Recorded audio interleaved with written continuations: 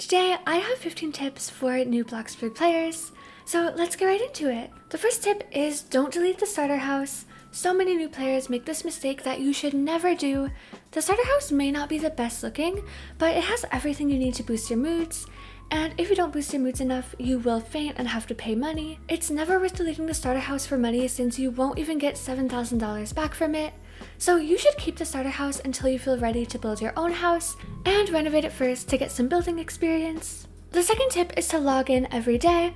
Bloxburg offers rewards for logging in every day, including money, blockbux, and eventually trophies. Logging in every day takes a minute and is so easy. You will get so much free money. Additionally, you will get trophies for logging in 7, 14, and 30 days in a row. These trophies come with money as an award. The specific amounts will be on the screen. This is the easiest way to earn extra money, so I'd highly recommend you log in every day. The third tip is to level up your work experience as soon as possible. In Bloxburg, your total work experience is what determines your pay at jobs. Your promotion levels at each job don't affect your pay. You should level up your work experience as fast as you can. To level this up, all you have to do is work at any job you want to. I'd recommend Bloxburger or pizza delivery for beginners. Make sure that you keep your moods high while working so you don't faint and so you make the most money. Work every time you play Bloxburg if you can. Even just a few minutes can get you a lot of progress. The sooner you level up, the better, because you will make money so much faster in the future. Speaking of working, the next tip is to stay entertained while working. You'll have to work to get money, but working can be so boring. To handle this, you can listen to music, watch a show, or call a friend while you work. This literally helps so much, and it makes the time go by way faster. I was actually able to work for 48 real-life hours and 100 real-life hours just by staying entertained. Just make sure not to get too distracted, as you still need to do tasks at your job to get paid. The next tip is to not make your house too big.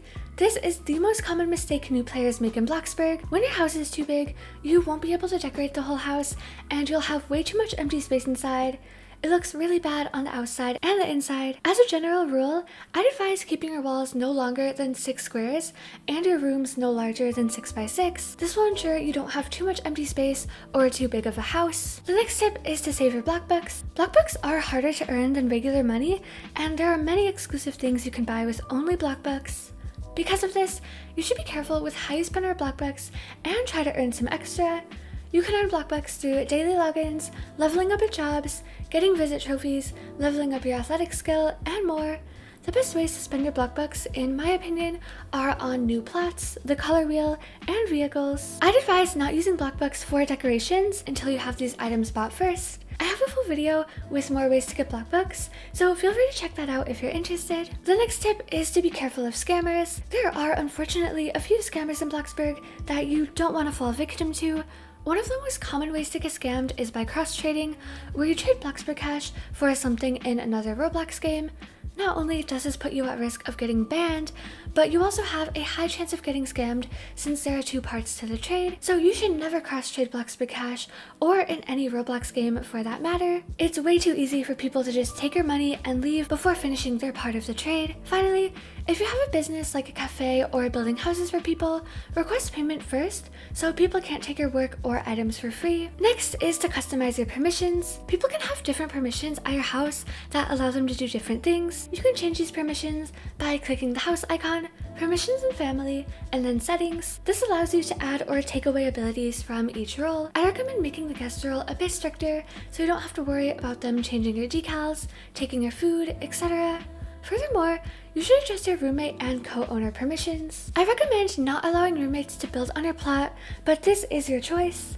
I also suggest making it so co-owners can't delete anything on your plot. Some people unfortunately trick others into getting co-owner permissions just to delete their house, so this prevents that from happening. Remember to always be careful with who you give permissions to so people can't ruin your house or take your things. Next is to look for update teasers. Bloxburg regularly posts teasers for upcoming updates on their Twitter, TikTok, and occasionally YouTube. These teasers show what is coming to the game next and what might be changed. If you don't have access to social media, YouTubers like Glossy and Bram P typically post videos on the update teasers and what they mean. Knowing what's coming to Bloxburg is very useful and lets you know if there's any items you might want to save up for. Next is to change your in-game button colors.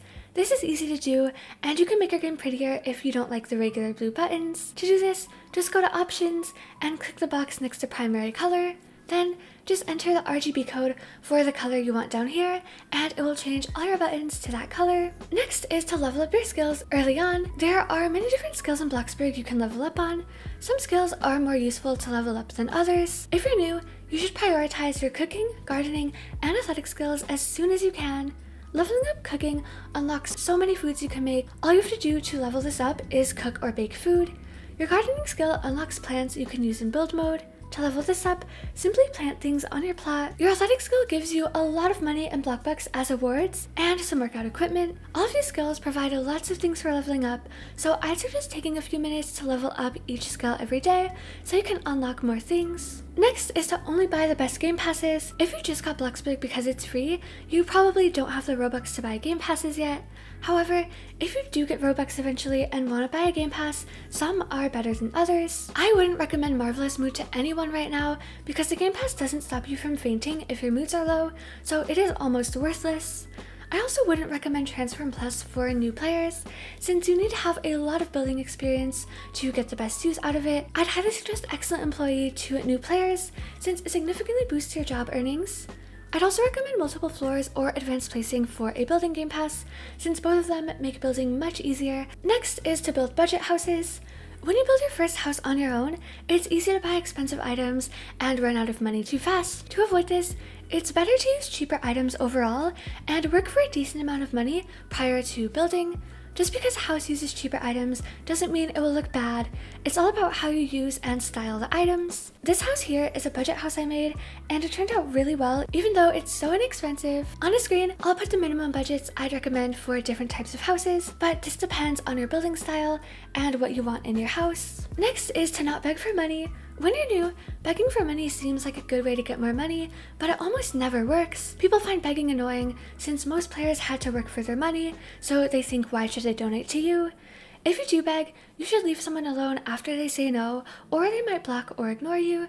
I'd advise building a tip station on your plot, which is just a table with a cash register and a note asking for donations. This is a much more effective way to earn money from donations, and it saves you a lot of time. The last tip is to be careful when bulldozing plots. This is a mistake many players make, especially new players.